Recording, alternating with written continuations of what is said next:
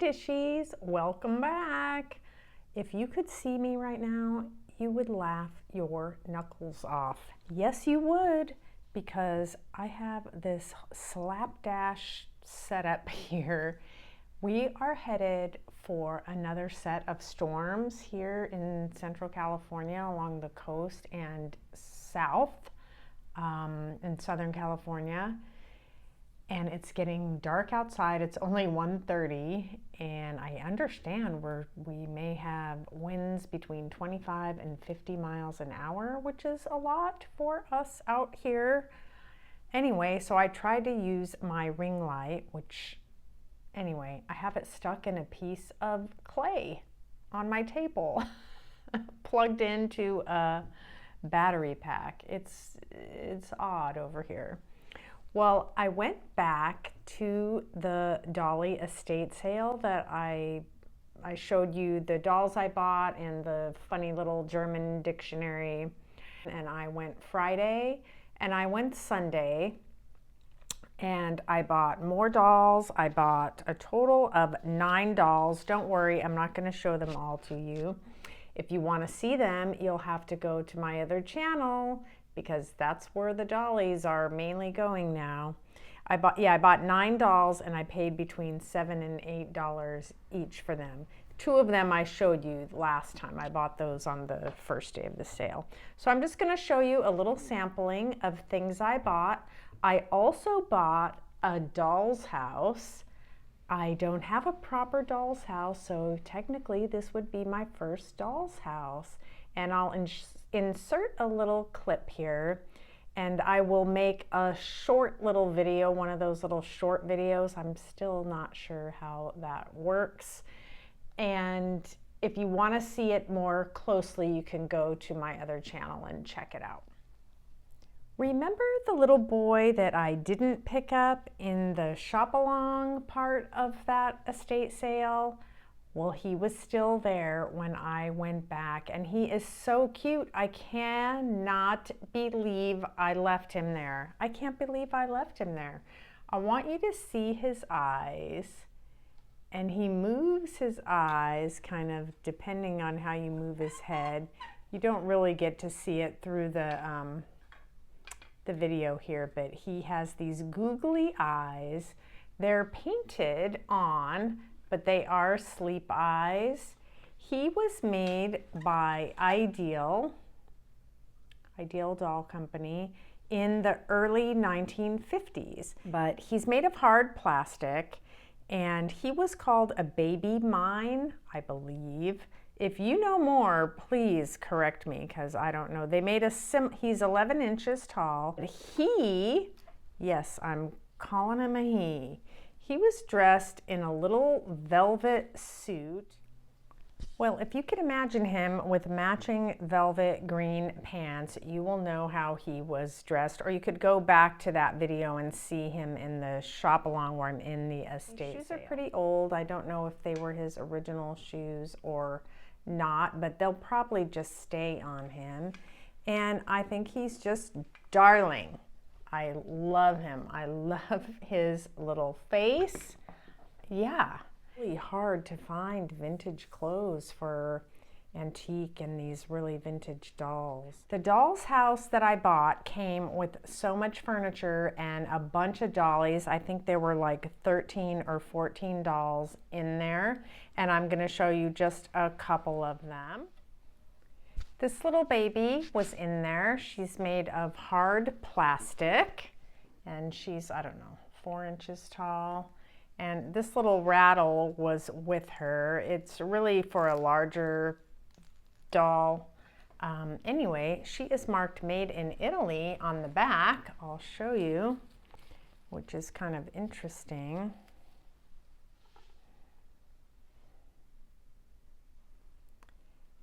And she has some kind of maker's mark, but I don't know anything about that. Mila? Anyway, made in Italy, and she is cute. Hard plastic with sleepy eyes. Whew. You don't need to see her that close. And her brother was in there with her, And he is just a soft-bodied baby with a bisque head that's been painted, and he, oh my gosh, this is not a good look for an infant. This is not a good look for an infant. He is extremely distressed, and he looks like one of the monsters. There were lots of these little doilies. I think some of them were made in Belgium and some of them were made in Germany. There were quite a few. They make nice doll's house rugs, and I bought a handful of them. Yeah, they have velvet backing, and they were used as doilies, but I have seen similar type, pieces used as rugs in dolls' houses, or actually were made as rugs for dolls' houses. So being that she collected all kinds of things, including dolls, it could have gone for either one. You saw my little boy holding one of these. I almost didn't notice these, but I thought they were so unusual, I thought I might regret it if I didn't get them. They are coasters. They're only about 3.5 inches across, and they're made of this kind of off-white linen with crochet around the edges. I don't think they're hand done. Here's the reverse side. I suppose they could be.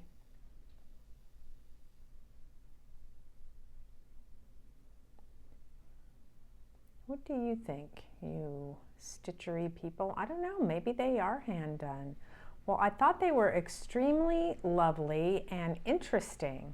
I tried to look them up online, and I was calling them cameo coasters, silhouette coasters, linen and lace cameo coasters. I think the one word I never varied from was coasters, and I could not find any that look like this. So if you know anything about these or have seen them before, please let me know what they're called, or maybe they're not coasters, maybe they're for something else. Anyway, I think they're really interesting and lovely, and I have a total of 12 of them, which is really, really nice.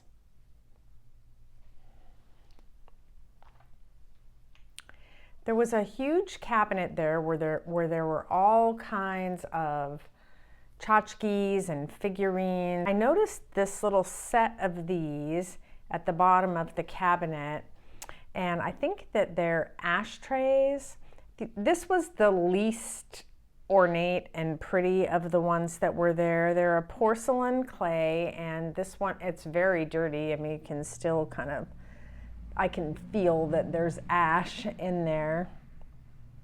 And I guess you would just, you know, put it in your hand and walk around the cocktail party,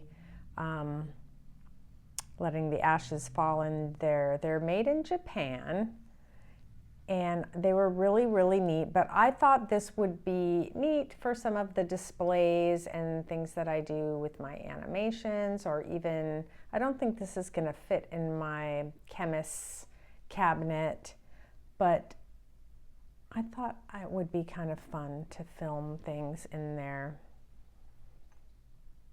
you know, something like that.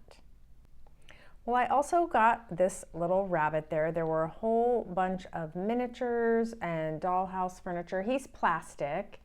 Look at his eye. He's really cute, but you know, it's the season, and he'll go great with my dolls and minis. I don't think he had any marking on him, but he looks like one of those Hong Kong type pieces, and I like him. And of course, I guess this is a doll too. I didn't even count him. This is one of those penny dolls that I'm so fond of. I just love these little penny dolls. I could just get a huge jar and fill it with these dolls. I just think they're so cute. None of them are exactly alike because they were just factory made and factory painted, and I don't know, I just think they're so cute. This was the only one I saw there with all the dolls that were there. It's made in Japan, of course, and has a lot of paint coming off, but I don't mind at all. And I just think he is swell. Look at his little trousers. How cute. Love it. In the garden of this house, there were tons of little garden gnomes. When I went on the last day and things were half off and they were just really giving bargains to people, I asked how much they were and they said they were between $3 and $5. I think they were originally marked 10. And this guy was looking at me through the window, and my husband's always wanted one of these, so I thought I would just go grab him. And I think he is really cute with his pensive little look. He almost has a little, you know, his finger there reminds me of Santa Claus, you know, putting his finger to the side of his nose.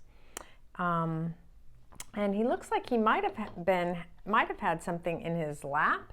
I think he's just really cute. I'm not sure what he's made out of. He feels like wood, but he's hollow. Well, he's partially hollow. I don't think he's resin. He doesn't quite have that feel to him. I don't know, that doesn't look like wood, does it? I don't know what he's made out of. But he's neat. I don't know how old he is. He's not contemporary, but he's not, you know, antique. He's pretty cute. I like him, his little purple trousers. And of course, I got this ruler, which is, I think, actually just part of a longer yardstick or something. And I said, "Are you selling this?" Or I didn't know if they were just using it to measure something. And she said, "You could have it."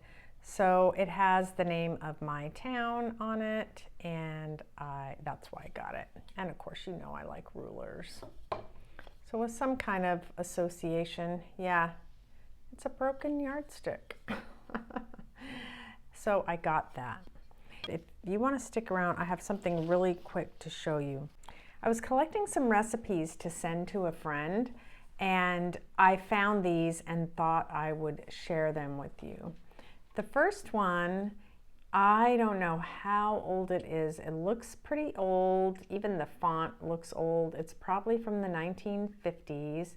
It's from, it was printed, so it's for hot cross buns, which it's that time of year, and green and white salad. Tested in the Successful Farming Tasting Test Kitchen. So some kind of farm magazine or something. But on the back of it was this, I don't know if this was a pattern for an apron, but that style looks very 40s to me. I guess it could be 50s, but the hairstyle seemed 40s to me. What do you think? Anyway, I thought that was interesting that it's on the back of this. It says, requires, looks like it said requires 3 3/4 yards, 35-inch material plus collar. So yeah, it's for like a little apron. It's so cute. I wish I could sew. I want to make that apron. Anyway, I thought this was neat, a neat find in my recipe boxes. I'm gonna save the best one for last. And then this, I have never seen this division in a recipe box. Donuts, waffles, and griddle cakes. Has anyone ever seen that? What's so fun about looking through old recipe boxes is just thinking of the person that wrote down the recipe. You know, you get a recipe from a friend, or you cut it out of a magazine, or you just write it on anything at hand because it's so wonderful you cannot be without it. So this one says pickles, jams, and it's on a sympathy thank you card with Thank you. Thank you for your kindness and sympathy at a time when it was deeply appreciated. So I think that is incredible.